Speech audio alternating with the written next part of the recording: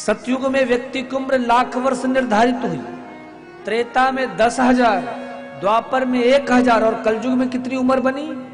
100 साल। 24 घंटे का तो एक दिन होता है, और 100 साल की उम्र मानी भी जाए तो आजकल 12 घंटे तो सोने में लोग निकाल देते हैं। मतलब उसकी जिंदगी के 50 साल चले गए सोने। अब कितने बचे हैं? 100 में से 50 गए तो कितने बचे? 50 बचे ना। उनमें से 25 वर्ष ब्याह भया तो ससुरारी प्यारी भई जब ते, रिपु रूप कुटुंब लगे तब ते। भैया नृप पाप परायण धर्म नहीं, करि दंड प्रजा विडंबनितहि के। अब तो भैया श्रीमती जी जो कहेंगी वही फाइनल डिसीजन है। आप क्या जानो, पढ़ी लिखी ब्याह करके पत्नी लाए हैं, ऐसी वैसी थोड़ो लाए हैं। तो पिता का प्रेम, माता का स्नेह सब श्रीमती जी के चरणों में धर दिया गया। अब तो जो सुप्रीम कोर्ट कहेगा वही फाइनल डिसीजन है। महाराज, एक माँ बच्चे को जन्म देने के लिए अपनी सुंदरता का परित्याग कर देती है, और वही बालक जब बड़ा होता है तो एक सुंदर स्त्री के पीछे अपने माँ बाप को छोड़ देता है। ये वास्तविकता है। कितने घरों में मैं देखता हूं, बुरा मत मानना मेरी माता हूं, लेकिन बहू आती घर क्यों अलग हो जाता है। बहू जब तक नहीं थी तब तक सब कुछ सही था, पर बहू आई, रसोई अलग, भोजन भंडारा अलग। सीधे जवाब मिलता है, नौकरानी नहीं हूं, मेरे माता पिता ने बड़े लाड़ प्यार से पाला है। तो भैया यह स्थिति होती है। तो 50 में से 25 वर्ष तो स्त्री संग में बीत गए, अब बचे कितने? 25। वह भी ऐसे ही अन्यत्र कार्यों में बीत जाते हैं। तो जितने दिन जीते उतने दिन किया क्या हमने? क्यों कचंदा गांव वालों, क्या किया तुमने?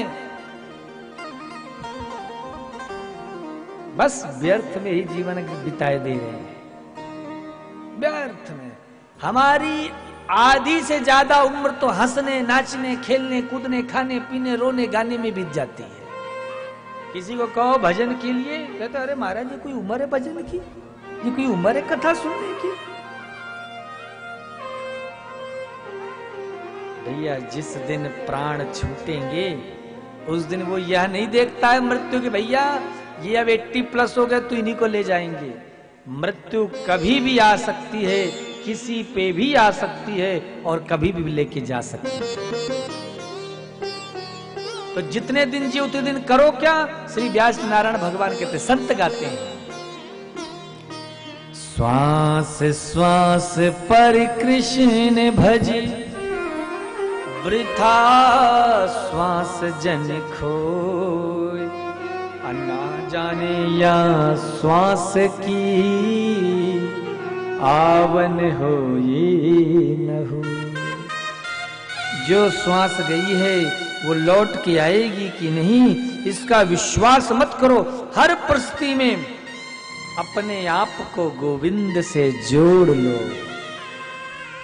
बाबा तुलसी गाते हैं ना,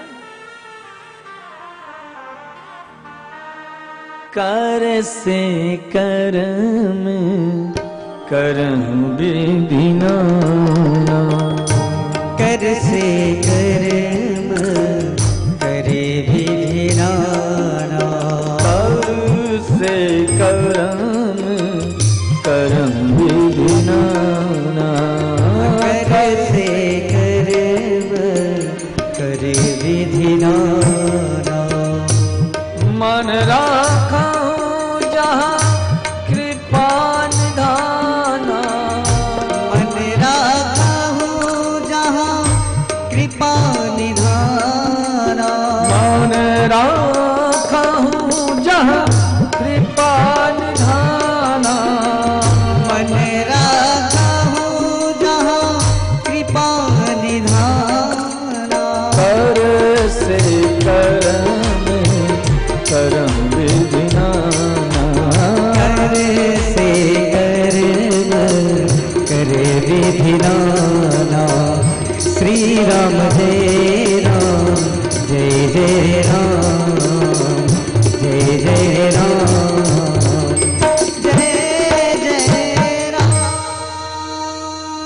को क्या करो भैया?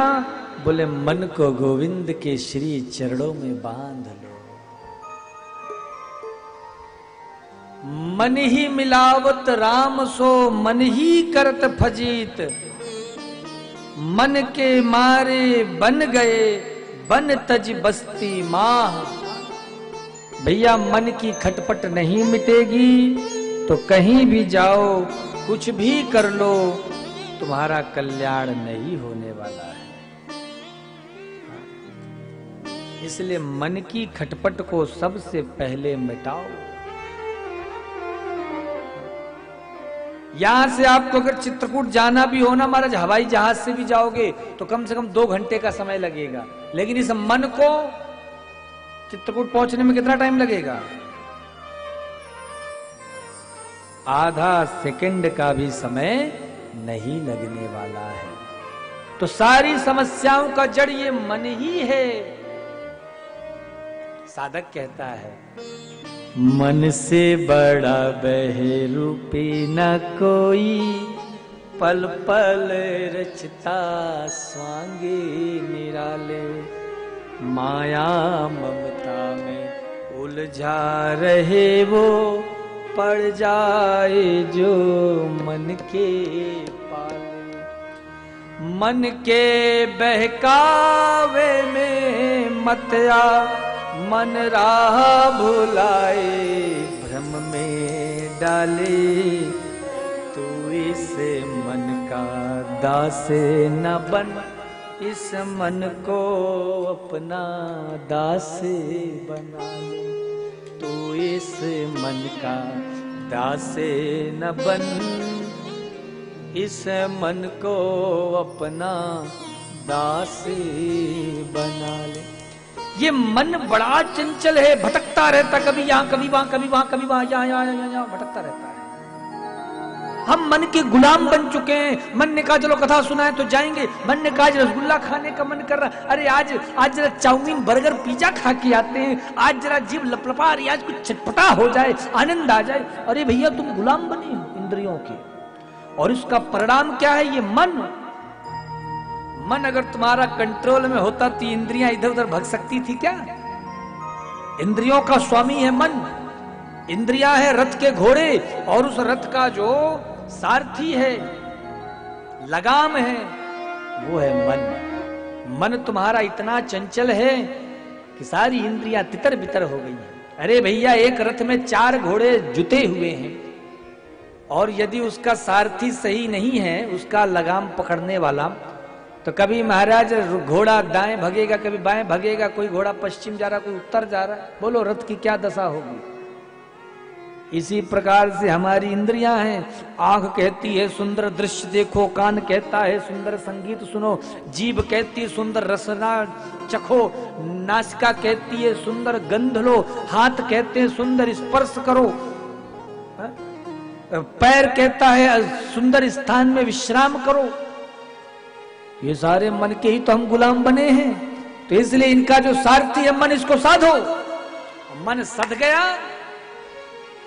तो इंद्रियां तुम्हारी कंट्रोल में आ जाएंगी।